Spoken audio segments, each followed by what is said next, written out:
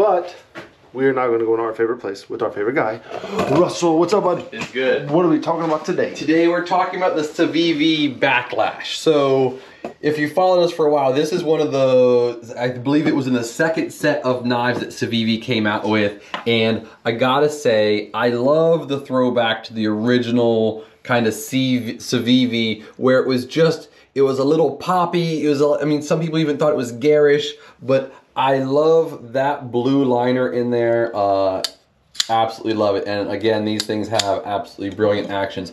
Both blades are coated. They're coated 9CR15 MOV. This is the G10 over, it's carbon fiber over G10. So they basically just laminate them together to keep the price down.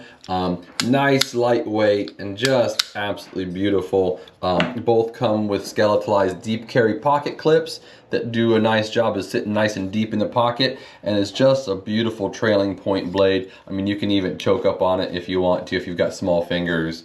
Nice jimping up there. So just a great everyday carry. Yeah. Right on. All right, y'all.